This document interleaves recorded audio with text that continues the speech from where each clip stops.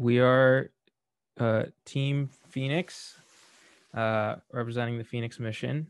My name is Janet Kohal. I'm the sort of did some of the systems work and and sort of some of the overall teamwork for the project. If we just want to go down the list. Yeah, my name is Arshia Borbor. Go to UNLV. My name is Anishi Sangi. I go to UC Santa Cruz. My name is Sierra Haranjic. I go to Stanford University. My name is Matthew. I go to Harvard University. I'm Chris. I go to Cal Poly Pomona. Cool. Cool. Yeah, so our mission objectives for this CubeSat was to study solar activity and eventually use that data to kind of predict how they're going to impact systems on Earth. And so we're planning on our major tool for that being an X-ray fluorescence spectrometer. And this mission took a lot of inspiration from the University of Colorado Boulder's MIN-XSS CubeSat. And I think that one actually went to end stage in 2018. And our version of it is supposed to be sort of a more simplified take and cost optimized as well.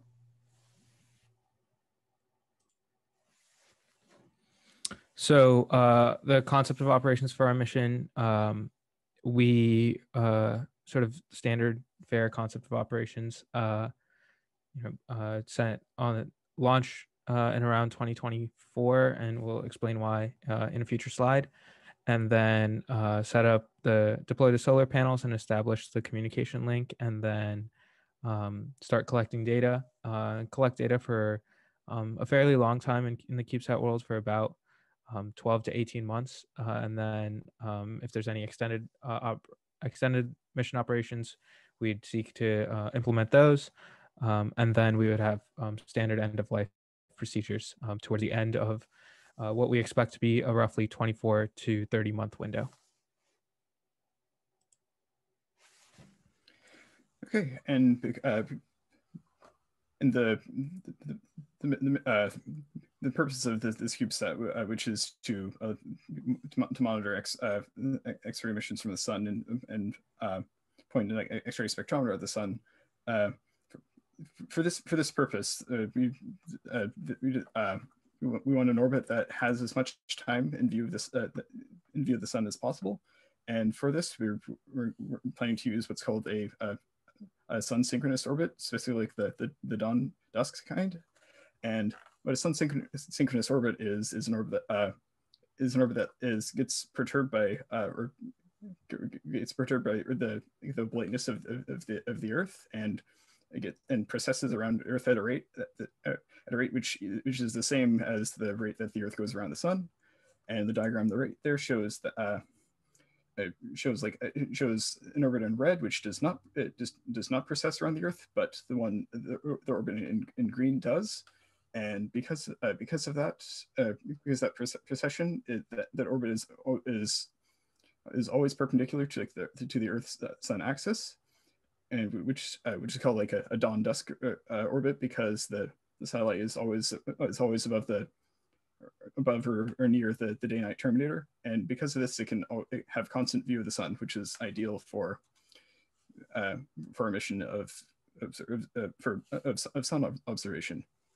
And orbital elements for this would be 500 kilometers with a slightly retrograde orbit of 90, or slightly retrograde orbit at a 97-degree inclination. But the exact value of the inclination would depend on the altitude to make sure that the precession rate is just right. 500 kilometers. We mentioned 500 kilometers specifically here, but we don't specifically need that value. Is just as long as the inclination is right to make the orbit sun synchronous and be above the day-night terminator.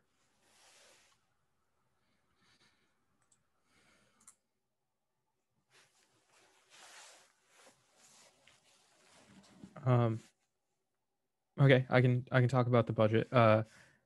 Basically, we sort of have selected a lot of COTS components. So our COTS components will take up that sort of initial figure of roughly 50,000. There are still some COTS components to be left to be decided, and along with a sort of duplicate run for an engineering model and a flat sat model. And so we've sort of listed that in the last price. This comes under the $200,000 budget by about 30,000. So we left that as true as total margin, but all of the estimated figures also contain a significant amount of margin as well, to ensure that we can fit this within the cost of within the scope of the mission.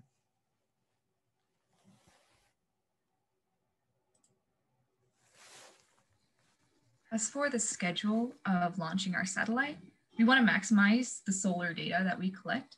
So we plan to launch around 2025 because this is when we expect peak solar activity. So keeping this in mind, we have this timeline for our design and launch. So design will take place over the course of 1 year, followed by manufacture and unit level testing, where a flight model and engineering model will be developed over 18 months. Followed by that, in fall 2023, we'll have system level testing taking place. And after this, in 2024, the launch window will open. And hopefully we can launch our mission then, followed by the end of life around summer 2026.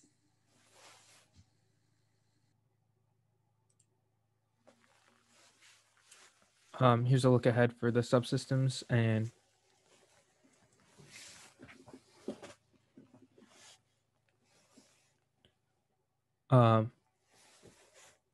the overview is it's a 3U, 2 U's for bus, 1 U for the instrument, using a global star comms for downlinking, and then we'll have both ADACs and ADACs in the form of both reaction wheels and magnets workers.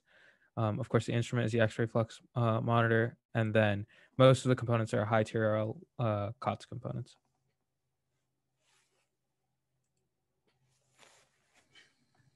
So the concept behind our payload is that we'll be using an X-ray flux monitor, specifically the Amtech X123 silicone drift detector, to measure X-ray fluorescence spectrometry data. So what this does is it measures soft X-rays and solar line emissions, and using Doppler shift during post-data collection at ground, we can find the actual values of our data. And this helps in understanding solar storm activity and CMEs, which help us further our understanding of geomagnetic storms in the Earth's atmosphere.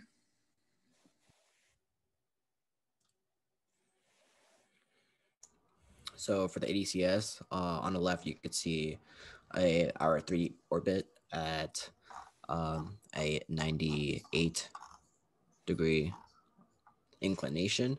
And then for our ADCS hardware, we're utilizing a GPS and sun sensors, as well as a IMU. And as well as we're using magnetorquers and reaction wheels to allow us to move in space and rotate in space and be able to detumble. For our detumbling algorithm, we're using a BDOT. That seems to be the most efficient way and the most popular way for detumbling. Then also for our GPS, for specifically our magnetorque board, we chose the ISIS space due to its flight heritage. And then as well as our other sensors as well that we have chosen, they all have flight heritage as well to make sure that the CubeSat runs as successful as possible.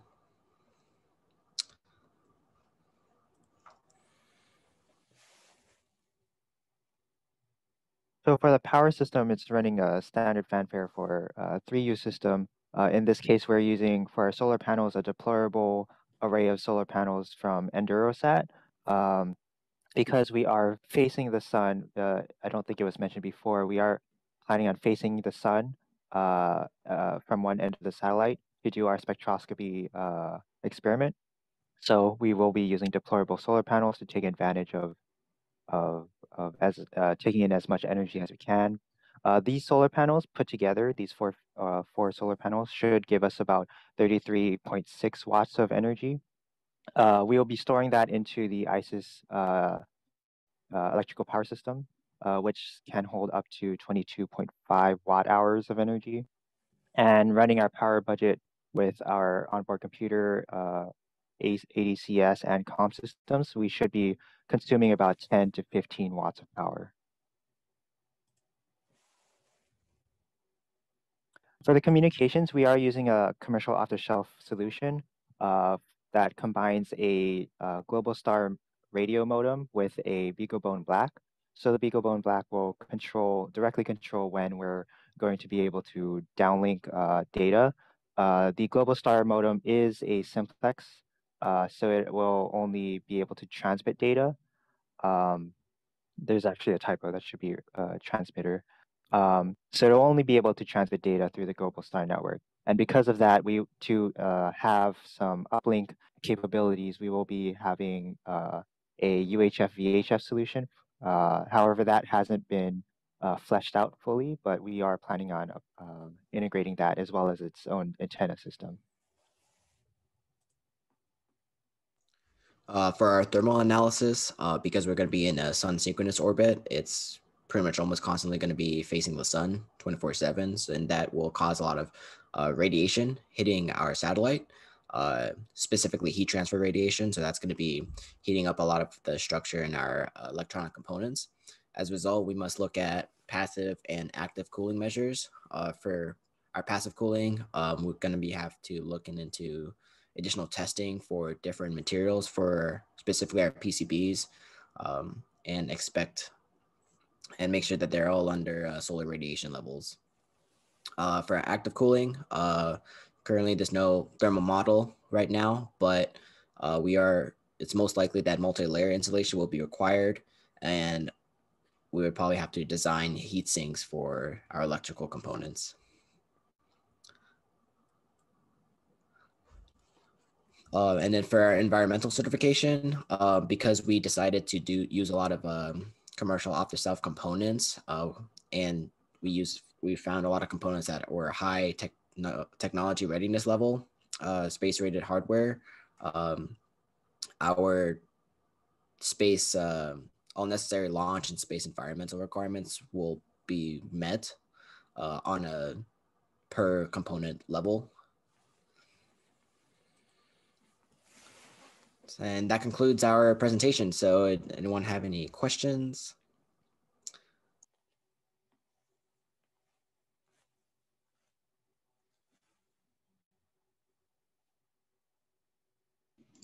So can you go back to the slide where you show the ADCS system and such? Yeah, that one. Did you guys actually pick actual components for that, or did you? Yeah. Yeah, there we didn't manage to list them here, but there is in addition to the presentation, we also have a document which lists some of the more details about it. But for the magnet torquers, we're going with the ISIS magnet torquer board, and for the GPS, and this also wasn't super clear through the presentation, but we plan to use I believe it's called the Linkstar ST3 or STX3, which is an onboard computer which includes the capabilities of a GPS, and runs via BeagleBone Black. So those would include some of those sensors, and then we would also mount some of the sensors on the exterior faces for the sun sensors on the exterior faces. As for the reaction wheels, we need to look further into the possible options for the reaction wheels, including a potential in-house solution there. And for our sun sensors specifically, those are included in the solar panels. Yeah, usually they are. It's basically a relatively cheap component that the manufacturers always add. Can you go to the budget, please? So does the price of the actual, let's say, of the solar panels from Endurosat, the reaction wheels and all that, is that accounted for the engineering models as well? Or is it just counted as part of the flight model? Because $50K for deployable solar cells and reaction wheels seems kind of low. I don't think we managed to include COTS reaction wheels in the cost. I think that we would still need to add those, and I believe that the cost does include the I believe that it does include the solar panels, but there might have been that might be an underestimation. I'm not 100% sure. I think that we do have the solar panels in there. They're about 15K. Mhm. So we're planning. Yeah, but the reaction wheels, at least COTS ones, are not in there. Okay. Michael, do you have any other questions? Yeah, this X-ray sensor. What is the actual sensor? It's hard to tell from that picture you showed, but what is it? Is it an imaging sensor or? So it's what's called a silicon drift detector. So essentially what it does is it measures like the energy of like photons by the amount of ionization that it produces. So basically what it does is it'll just like produce a spectra of it, like an emission spectra. So is the attitude of the CubeSat important that you have it so accurate to? I mean, it seems like you're really trying to point it. You know, you want to keep strong or tight attitude, but is that really necessary for that type of sensor?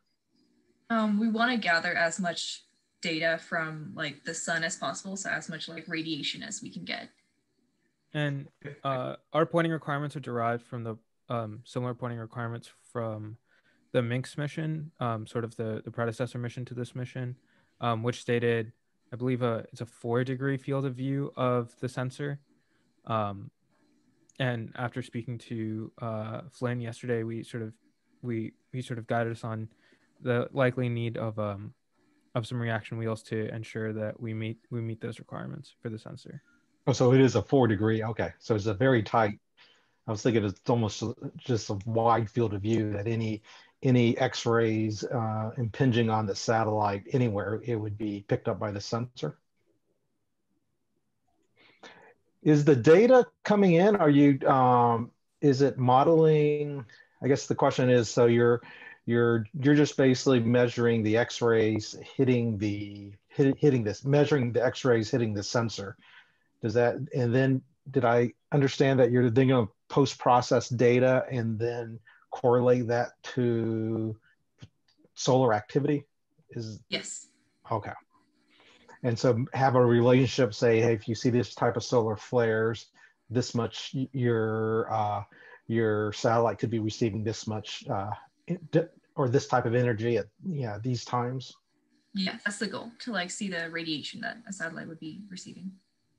How about does the CubeSat altitude, assume there's a relationship between the altitude and the amount of radiation that you're receiving?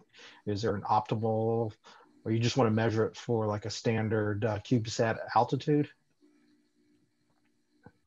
Yeah, so I think we were sort of shooting for the a standard altitude. I think in the previous missions in the past the first MINX mission was a pretty low altitude. The second one was a bit higher.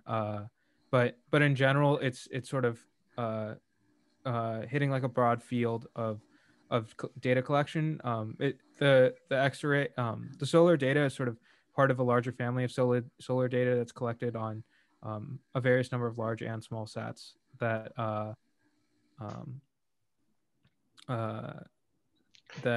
that basically help inform decision making around satellites at large.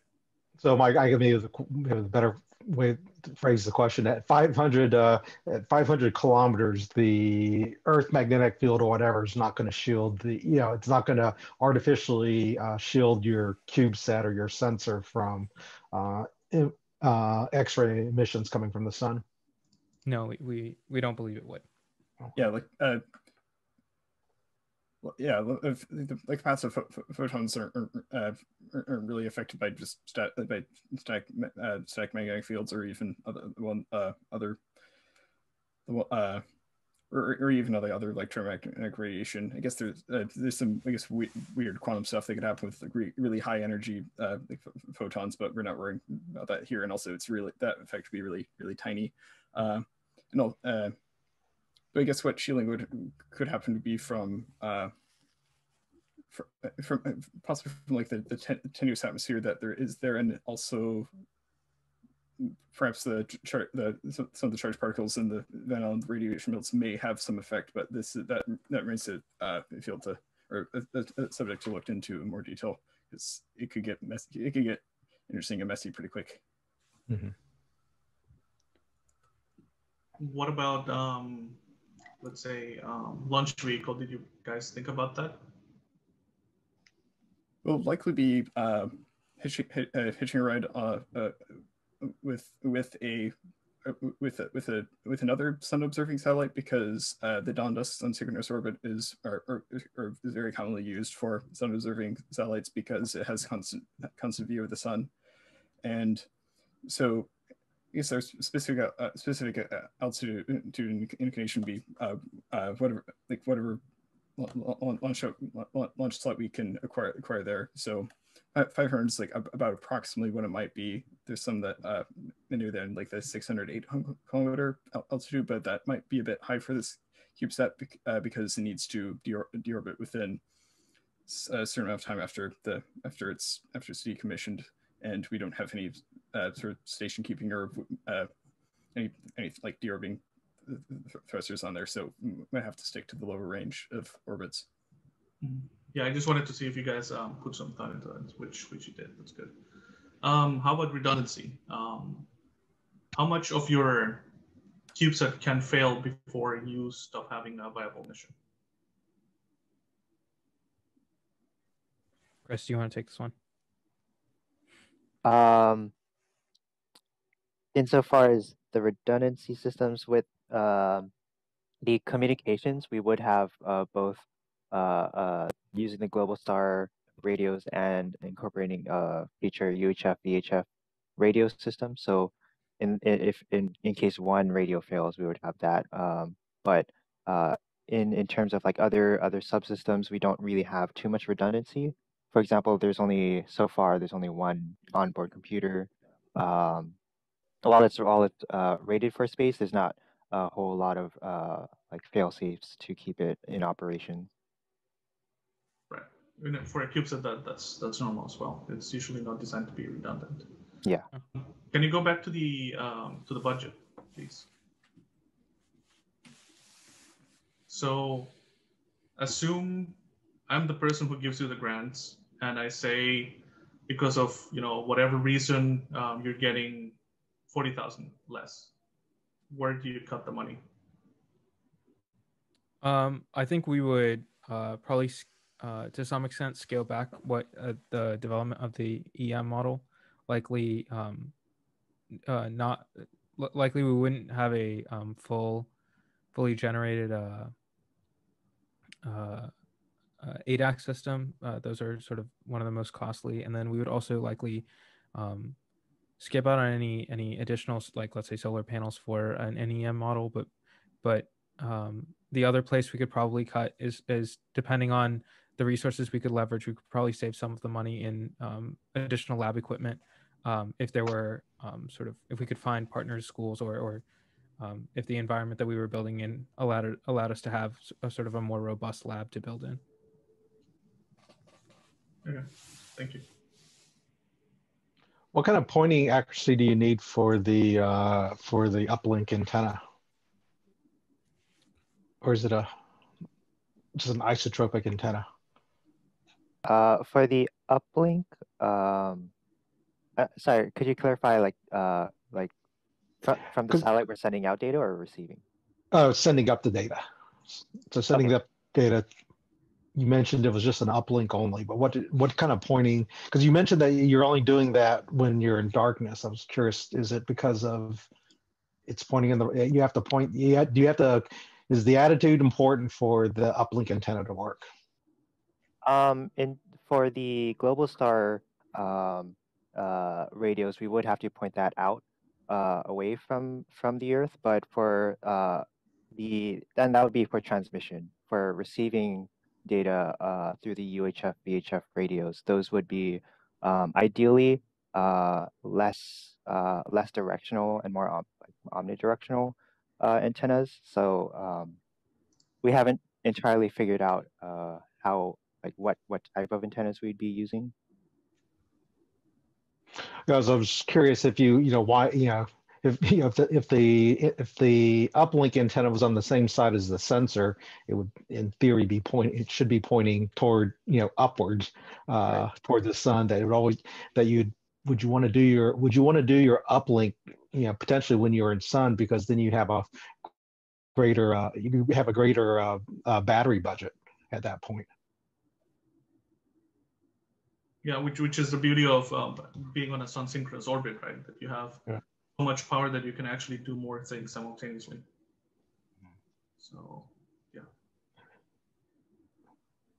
Yeah, I think that's something we definitely could take into consideration. Something where we weren't able to do during the scope of the hackathon was sort of figure out exactly where we would place all the components on the spacecraft. So it is possible that we could adjust some of the design so that we could be able to accomplish both at the same time. If we were able to sort of play around a little bit with how we manage the spacecraft in its orientation. Sounds good. Thank you. Thank you. Yeah. Very good job. I'm curious. Maybe is the GPS add-on like a different board or different part? It is a different board.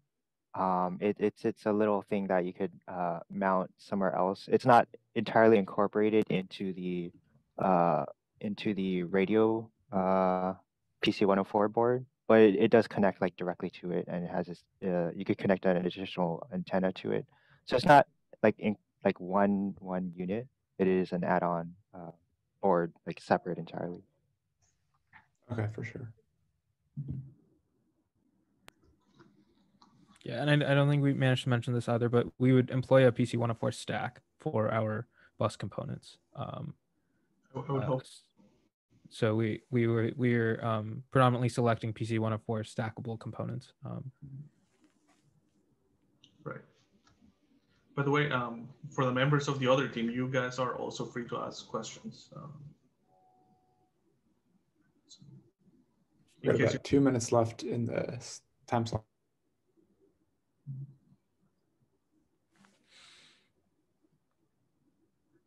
Okay, if not, then yeah, thank you very much for your presentation. And I guess we can move on to the next one, right? Thanks, guys.